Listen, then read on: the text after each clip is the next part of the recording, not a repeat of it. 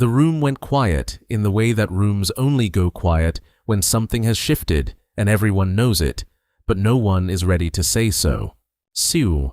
Raymond Osei stood at the back of the Millbrook City School Board meeting room, a cheap prepaid phone pressed flat against his ear, his gray custodian's uniform still carrying the faint smell of pine cleaner from a shift that had ended 4 hours ago. His polished shoes, old but polished, stood steady on the marble floor. He did not move. He did not blink. At the long mahogany table, board chair Patricia Hale set down her pen and smiled the way powerful people smile when they have already decided the outcome of something. Her silk blouse caught the light. Her reading glasses hung from one manicured hand. Quote, 0, quote. Her voice was patient, the way a wall is patient. Quote, 1, quote. She laughed. It was a short, clean sound, the kind designed to be heard by the room, not just the person it was aimed at. 2 board members shifted in their seats. Someone near the gallery door coughed. Raymond did not lower the phone. Quote, 2, quote, he said quietly. Quote, 3, quote. The laugh came again, softer this time, accompanied by a small wave of her hand, a gesture that said, door is that way without the inconvenience of saying it out loud. She was already reaching for her leather portfolio. Then the voice came through the speaker. It was not loud. It did not need to be. Quote, 4, quote. The words landed in the silence like a stone dropped into still water. Quote, 5, quote. Patricia Hale's hand stopped moving. The portfolio stayed on the table. Somewhere near the back wall, a board member's chair scraped against the floor. The AC unit hummed. Nobody spoke. Raymond kept his eyes on the board chair. He watched her face do something it had not done once in the 3 hours he had sat in the public gallery that evening. It changed. The certainty drained out of it, slow and visible, the way color leaves a face when the body understands something the mind is still catching up to. He thought about the card tucked in his Bible at home, the one he had not touched in 11 years. He thought about what it had cost him to dial that number. He thought about Maya, 7 years old, gap-toothed, holding out a crumpled letter like it was something she'd found and wanted to return to its rightful owner. He thought about 200 children who had never once asked to disappear. But nobody in that room knew what the last 6 weeks had cost him to get here. Before we get back to the story, drop a comment and tell us what time it is where you're watching from. And if stories like this one move you, make sure you're subscribed. We post every week. The fun is just beginning. Tell us what city you're from in the comments, and don't forget to like and subscribe. The tension is rising. Who's watching from where? Like and subscribe to the channel. More to come. Tell us in the comments who's from which country, and give us a like and subscribe. The plot thickens. Let's check our geography. Tell us where you are now. Give the video a thumbs up and subscribe. We're just warming up. Tell us where you're watching from. Give the video a like and hit the subscribe button. The climax is near. Share where you're from, like, and be sure to subscribe. Events are unfolding rapidly. Write your city in the chat, give it a like, and subscribe so you don't get lost. The juiciest part is yet to come. Let's get started. Get to know each other. Where are you from? Like and subscribe right now. The suspense is building. Tell us where you're watching this episode from, and reward us with a like and a subscribe. The excitement is running high. Tell us what city you're from now. Give us a big like, and subscribe to the channel. 6 weeks earlier, on a Tuesday morning in October, Raymond Osei arrived at Fairview Elementary at 5:47 a.m., 13 minutes before his shift technically started, the way he had for 14 years. The hallway smelled like pine cleaner and old lunch trays, and something underneath both of those things that might have been crayons left too close to the radiator. Raymond pulled the mop bucket from the supply closet, filled it to the same line he always filled it to, and began with the east corridor. The fluorescent light above room 7 flickered the way it had for 3 years. He had submitted the maintenance request twice. He had stopped being surprised. At home, before leaving, he had eaten 2 scrambled eggs and toast, the heel of the loaf, because the rest was for his daughter Amara's lunches. Coffee from a dented silver thermos that had belonged to his wife. He did not think about that every morning. Some mornings he did not think about it at all. This was not one of those mornings. He wore the same gray uniform he wore every day, the left cuff fraying at the edge in a way he kept meaning to fix. His name was stitched above the breast pocket in blue thread. Raymond. No last name. Just Raymond. That was enough for this building. By the time the teachers began arriving at 7:15, he had finished the east corridor, unclogged the sink in the second-floor bathroom, and was working on the gym near the trophy case. Ms. Okafor came in first, the way she always did, a canvas bag over one shoulder and a travel mug in each hand, one for herself, one for Raymond, black with 2 sugars, because she had learned his order in her first week and never forgotten it. Quote, 6. He took the mug without breaking his rhythm with the mop. Quote, 7. She laughed, a real one, not the polished kind. She set her bag down on the bleachers and looked at the trophy case the way people look at things they're fond of. Marcus asked me this morning if we still have the science fair. I told him yes. He wants to do something with plants. Tell Marcus to come find me. I've got seeds in the supply room. I will. She picked up her bag. Don't forget, boiler inspection is Thursday. They're sending someone from the district. I know. Raymond wrung out the mop. I've been ready since Monday. She smiled at that and walked toward the stairs, her sneakers squeaking against the clean floor. The school filled slowly after that, the way it always did, backpacks and noise, and the smell of whatever the kitchen was defrosting for lunch. Raymond knew most of the children by name, all 200 of them, more or less. He knew which ones ate breakfast here because there wasn't any at home. He knew which ones lingered in the hallway after the bell because quiet was easier to find at school than anywhere else. He had never thought of this as extraordinary. It was simply what you noticed, if you paid attention. And Raymond Osei had always paid attention. The first thing Raymond noticed was the car, a black sedan, clean and expensive looking, parked across from the school's front entrance on a Wednesday morning. It was still there, Thursday.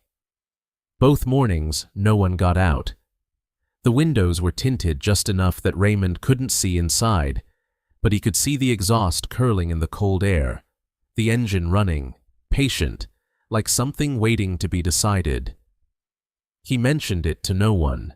He simply noted it, the way he noted the flickering light above room 7 and the water stain above the library door shaped like a mitten. Things that didn't belong. Things that meant something was coming. That Friday, Maya found the letter. She was 7 years old, small for her age, with 2 braids that her grandmother redid every Monday and a gap between her front teeth that made her whistle slightly when she said words with an S. She came around the corner near the principal's office, carrying a crumpled piece of paper the way children carry things they've decided are important, flat in both palms, like an offering. Mr. Raymond. She stopped in front of his cart. Is this important? He looked down. It was a single page, folded and then unfolded and then crumpled, with a logo at the top he didn't recognize, Crestline Development Group, and a city seal in the corner that he did. Quote, 16, quote, 17. She pointed down the hall. Quote, 18. He took it from her carefully. Quote, 19, quote, 20, she asked again. Quote, 21. He folded it once and put it in his breast pocket. She went, Sneakers squeaking, already forgetting. Raymond finished the hallway. He restocked the paper towels in the second-floor bathroom. He ate his lunch in the boiler room at 12:14 p.m., a sandwich and an apple, the same as every day. And only then did he take the letter out and read it properly. It took him 3 minutes. He read it twice. The language was careful, the kind of careful that takes effort, the kind that says everything and nothing at the same time. Words like consolidation and district efficiency and optimal resource allocation. But underneath the careful language, the meaning was plain. Fairview Elementary was scheduled for closure at the end of the current academic year. Its 200 students would be redistributed to Jefferson K-8, 4 miles across town, already operating at 112% capacity. The letter was addressed to someone named Gerald Fitch at the city planning office. It was signed by a name Raymond didn't know. But at the bottom, initialed in blue pen, small, almost casual, were 2 letters he recognized from the school board's website. P.H. Patricia Hale. Raymond sat with the letter in his hands for a long time. The boiler ticked beside him. Somewhere above, he could hear the muffled sound of children's voices, a whole classroom of them, laughing at something, and the sound of it moved through the floor and into his chest like a frequency he could feel but not name. He folded the letter. He put it in his pocket. He went back to work. Raymond spent that weekend at the public library on Clement Street, 3 bus stops from his apartment, sitting at a terminal in the corner that smelled like old carpet and hand sanitizer. He typed slowly and carefully, the way he did everything, composing a formal letter to the Millbrook Unified School District office. 4 paragraphs, no accusations, just questions. He printed 2 copies on the library's machine for 30 cents a page, and mailed one to the district superintendent and one to the city council's education committee. Then he went home and waited. Amara was at the kitchen table doing homework when he came in, her textbook open beside a bowl of cereal she'd already finished. She looked up at him the way teenagers look at parents who arrive carrying something they haven't explained yet. "You okay, Dad?" "Fine." He hung his jacket on the hook by the door. "How's the essay coming?" "Slow." She turned back to her book. "There's leftover rice on the stove." He ate standing at the counter, looking at the window plant, a small green thing in a cracked terracotta pot, growing from a cutting his wife Abina had taken from her sister's garden the year before she got sick. He watered it twice a week. It was still alive. He considered that a kind of promise kept. The first response came 11 days later. A single paragraph on district letterhead, thanking him for his concern and assuring him that all facility decisions were made in accordance with district policy and the best interests of students. It was signed by someone whose name he did not recognize, in a department he had never heard of. He read it twice. He set it on the kitchen table. He went back to the library. The second letter was longer, 3 pages this time, with specific references to the $23,000 in deferred maintenance requests he had submitted over 4 years, the overcrowding projections at Jefferson K-8, and the Crestline Development Group's public record of city contracts. He addressed it directly to the school board and marked it Formal Inquiry. Please respond in writing. He mailed it on a Thursday. Payday was that same afternoon. $847 after taxes, from which he set aside $200 for rent, $60 for Amara's transit pass and school supplies, and $34 for the phone bill. The bus pass had 3 days left on it. He bought a new one. 4 more days passed. No response.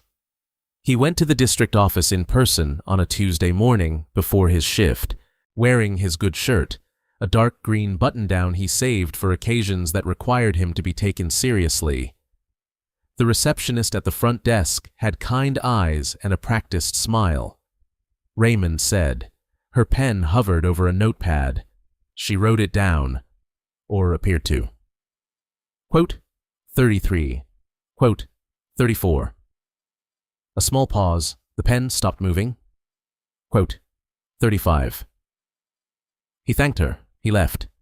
He stood on the sidewalk outside in the October cold and looked at the district building, 6 floors of glass and concrete, and felt the particular stillness of a man who has done everything right and received nothing back. The petition was Mrs. Addo's idea. She lived 2 buildings down from Raymond, a wide woman with a voice like a church organ and a habit of knowing everyone's business before they knew it themselves. She had 3 grandchildren at Fairview. When Raymond told her, quietly, over the fence between their buildings on a Saturday afternoon, the smell of her cooking drifting down from an open window above, she went still in a way that meant she was already planning. Raymond said, "She got 340 in 5 days." She walked every block within a half-mile of the school, clipboard in hand, her good coat buttoned to the throat against the November cold. She knocked on doors at 7 in the morning and 8 at night. She stood outside the laundromat on Pryor Street for 4 hours on a Wednesday. Raymond went with her when his shifts allowed, his fraying cuff turned up so it didn't show. The night they delivered the petition, Raymond sat in the public gallery of the school board meeting for 3 hours. The room smelled like burnt coffee from a machine in the corner that no one had cleaned in what looked like months. The seats were hard plastic. The agenda had 11 items. Fairview was not listed on any of them. When public comment opened, he stood. "My name is Raymond Osei. I've been the head custodian at Fairview Elementary for 14 years. He held the petition, 340 signatures, bound with a rubber band. I'm submitting this on behalf of the families of 200 students. Board chair. Patricia Hale looked up from her papers for the first time. She had the kind of composure that comes from never having been surprised in a meeting room. Her reading glasses caught the light. Thank you, Mr. Osei. She accepted the petition from the aide, who carried it to her. She did not open it. The board will review all submitted materials in due course. Can you tell me the timeline for that review? Standard process is 30 days. The school year ends in 7 months. A pause. Her pen tapped the table twice. We appreciate your advocacy. She set the petition to her left. She turned back to her papers. Raymond sat down. He looked at his hands in his lap, the knuckles, the calluses, the fraying cuff. He thought about the 340 people who had stood in doorways and signed their names in the cold. He thought about Mrs. Addo, who had worn through the heel of her good shoes doing it. He took the bus home at 10:47 p.m. and ate vending machine crackers he'd bought in the lobby, standing at his kitchen counter in the dark. The next morning, he arrived at school at 5:47 and found something new on the playground. A yellow surveyor's tape measure left coiled near the fence by the basketball court. No note, no explanation. He stood and looked at it for a long moment. Then he picked it up, carried it inside, and put it on his desk in the supply room. Evidence, he thought, of something. He just didn't know what yet. The memory came back to him on a Thursday evening, 11 years ago, in the corridor of Millbrook General Hospital. It had been a spring field trip, Raymond's second year at Fairview, back when he still learned the building more than he knew the children. A city councilwoman had come to speak to the 4th grade about local government. Her name was Diane Marsh. She was 38, sharp-eyed, wearing a blue blazer that looked like it had been ironed that morning. Her son, 9 years old, had come with her, a quiet boy named Thomas, who sat in the back of the classroom and drew pictures in the margins of the program. Halfway through the afternoon, Thomas collapsed in the hallway near the water fountain. Raymond had been the first one there. He had knelt beside the boy, kept him still, kept him calm, talked to him in a low, steady voice about nothing in particular. The weather, the color of the hallway walls, whether Thomas preferred orange juice or apple, until the ambulance arrived. Then he had ridden with them, because Diane Marsh was shaking so badly she could not speak, and someone had to. He had waited 4 hours in the hospital corridor. He had bought her a cup of coffee from the machine near the elevator, terrible coffee, thin and burnt, and sat beside her without saying much, because there was nothing useful to say. Thomas was fine. A fainting episode, treatable, not serious. When the doctor came out, Diane Marsh had pressed both hands over her face and breathed for a long time. Then she had looked at Raymond. "You didn't have to stay." "He was scared," Raymond said. "Somebody had to." She had written her personal number on the back of a business card and pressed it into his hand before they left. "If you ever need anything," she said. "I mean that." He had never called. It had not felt like something to use. The card was in his Bible, tucked between Psalms and Proverbs, where he had placed it that same evening and not touched since. Now Raymond sat at his kitchen table with the card in front of him, the surface worn soft at the edges. Diane Marsh was no longer a city councilwoman. She had been a state senator for 6 years. Her name appeared on education legislation. Her office had a website with a phone number that went to a staff member and a separate line, the one on the card, that Raymond had never dialed. He turned the card over once, then again.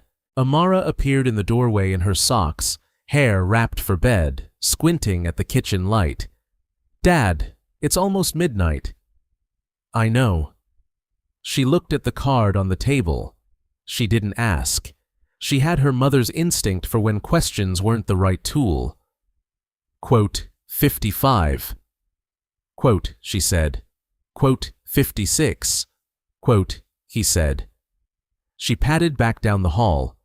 Raymond listened to the apartment settle around him, the radiator ticking, the faint sound of traffic 4 floors below, the silence that lived in the spaces between. He picked up the card. He set it down again. Not yet, he thought. There were still doors he hadn't tried. The doors Raymond hadn't tried ran out faster than he expected. He filed a formal appeal with the district's community engagement office. The response came in 9 days. A form letter, different letterhead, same meaning. He contacted the local teachers' union representative, a tired man named Garrett, who met him for coffee at the diner on Fulton Street and stirred his cup for a long time before speaking. Garrett set down his spoon. Garrett looked out the window at the street, where a city bus was pulling away from the curb in a cloud of exhaust.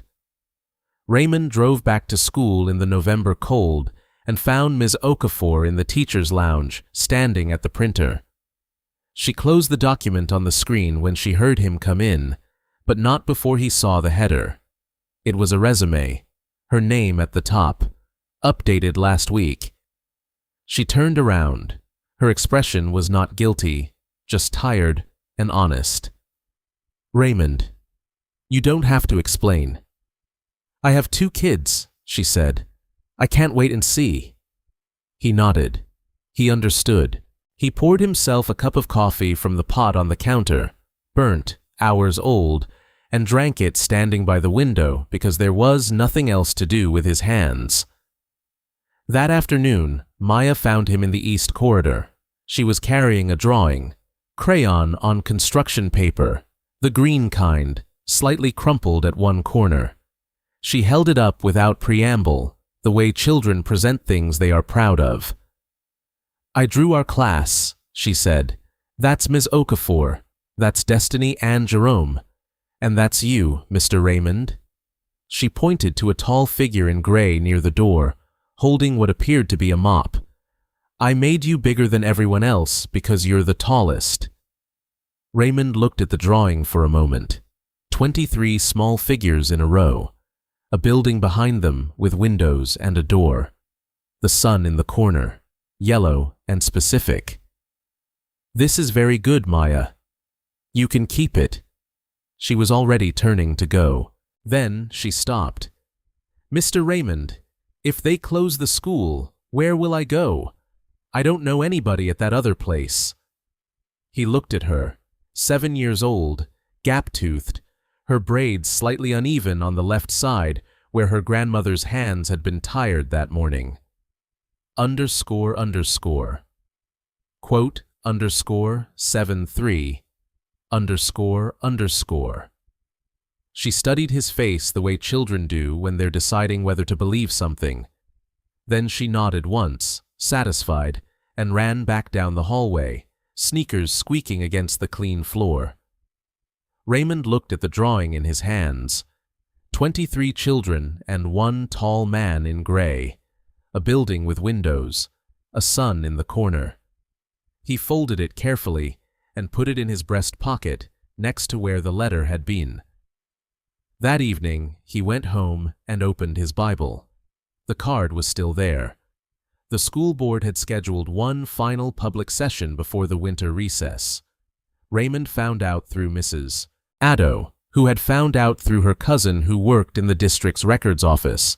It was not advertised. It was not on the public calendar. It was listed, buried, as an agenda item under Administrative Matters, Facilities Review.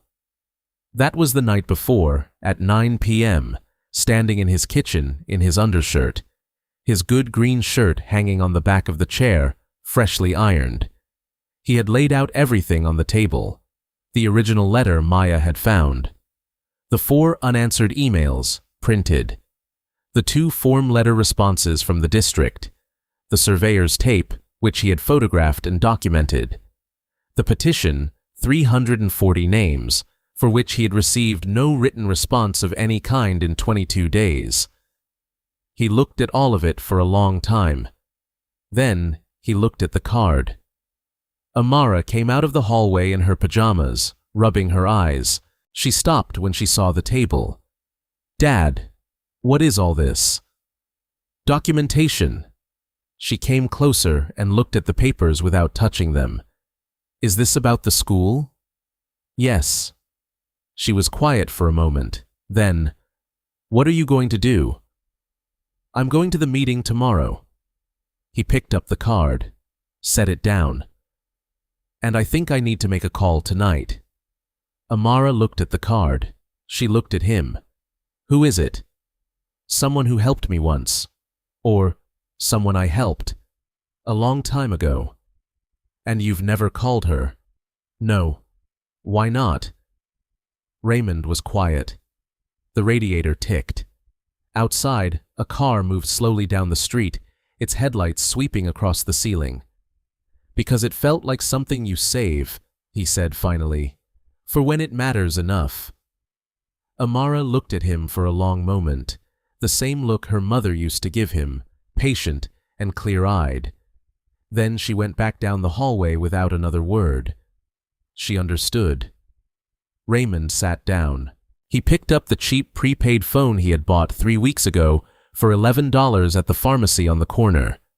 He looked at the card. He dialed the first 4 digits and stopped. He set the phone down. He got up and went to the window. The window plant was there on the sill. Abina's plant, still green, still reaching toward whatever light came through the glass.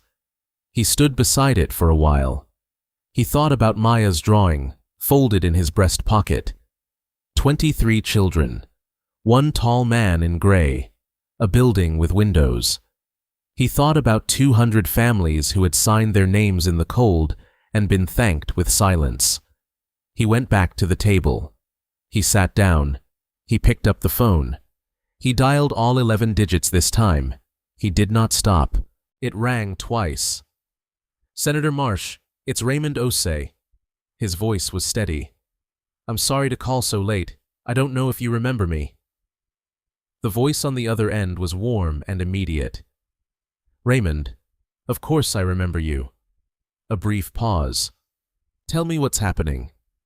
He exhaled, and he told her everything. Raymond arrived at the board meeting in his good green shirt and his polished shoes, carrying a manila folder and the cheap prepaid phone in his breast pocket, next to Maya's folded drawing. The room smelled like burnt coffee and dry erase marker. The gallery held maybe 30 people, teachers, parents, Mrs. Addo in her good coat near the aisle. Ms. Okafor sat 3 rows back, her hands folded in her lap. She had come. Raymond had not asked her to. Patricia Hale called the meeting to order at 7:02 p.m. Her silk blouse was ivory tonight. Her reading glasses caught the light. The agenda moved efficiently through 7 items before facilities review appeared, buried at the end, introduced with 4 sentences that said everything and admitted nothing. Raymond stood during public comment. Quote, 92, quote. He opened the folder. Quote, 93, quote. He looked at Hale directly. Quote, 94, quote. Hale's expression did not change. Mr. Osei, facility reviews are ongoing processes and… Is it on the Crestline development proposal? A pause, small, controlled. That document is not part of any official board action. It has your initials on it. The room shifted. Someone in the gallery exhaled audibly. A board member to Hale's left stopped writing. Hale set down her pen with a quiet, deliberate click. She gestured toward the door, patient and absolute. Raymond said. She laughed. Short, clean, designed to be heard. Underscore, underscore, quote underscore 1, 03, underscore, underscore Raymond. Took out the phone. He dialed. He pressed speaker. It rang once. Underscore, underscore, quote underscore 104, underscore, underscore.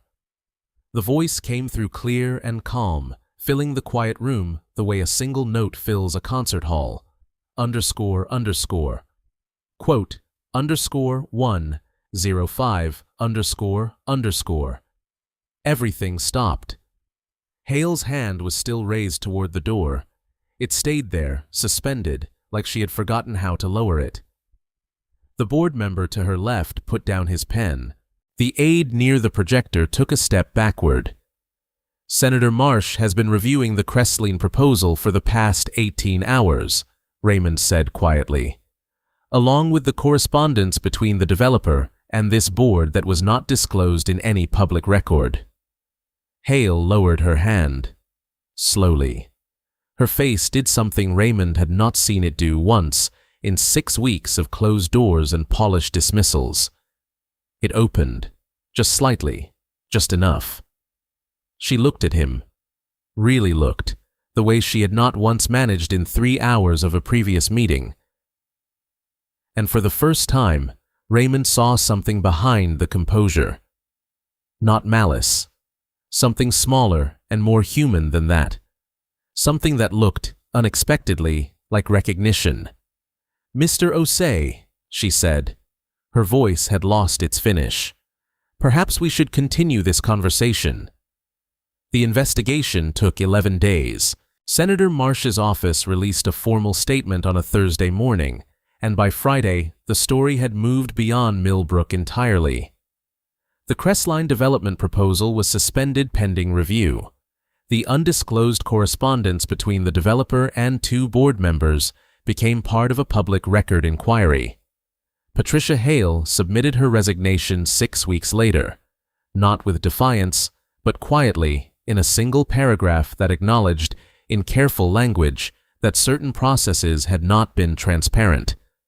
Raymond heard about it from Mrs. Addo, who called him at 7 a.m. while he was mopping the East Corridor. Quote, 110. Quote, she said. Quote, 111. Quote, 112.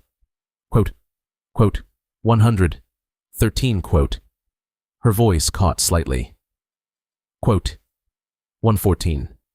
He leaned the mop against the wall and stood in the hallway for a moment, the smell of pine cleaner around him, the fluorescent light above room 7 flickering the way it always had.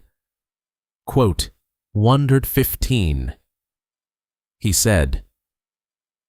Quote, 116.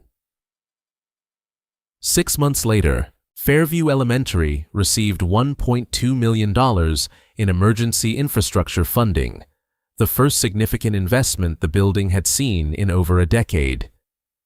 The peeling paint in the gym was stripped and redone in a clean, warm yellow.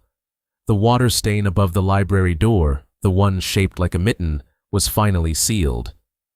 A work order was submitted for the fluorescent light above room 7. Raymond filed it himself. Then he thought about it and withdrew it. Some things, he decided, were fine the way they were. Ms. Okafor stayed. She deleted the resume from her desktop on the same day the funding was announced and did not mention it again. The following spring, her students won the district science fair. Marcus, with his plant experiment, took first place. She brought Raymond a piece of the celebration cake, chocolate with buttercream, on a paper plate. She said, he said, and meant it. Mrs. Addo wore through a second pair of good shoes that spring, walking the neighborhood to tell every family personally that the school was staying open. She considered this a reasonable trade. On a Tuesday morning in April, Raymond arrived at 5:47 a.m., the way he always had, filled the mop bucket to the same line, and started with the east corridor. The hallway smelled like pine cleaner and something that might have been fresh paint drifting from the gym. The light above room 7 flickered once, steadied, flickered again. He was halfway down the hall when he heard the sneakers.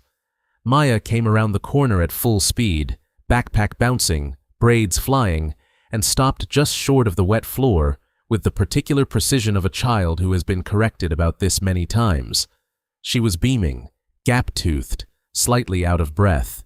She was already moving past him, sneakers squeaking.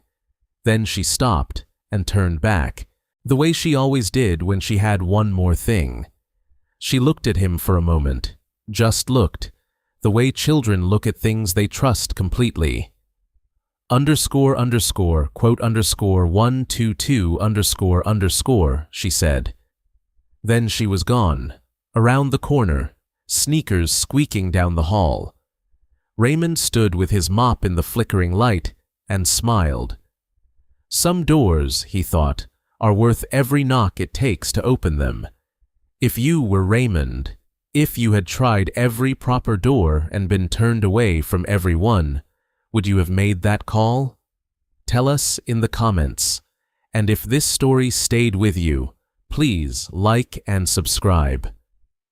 We'll be back next week with another story about ordinary people who refuse to disappear.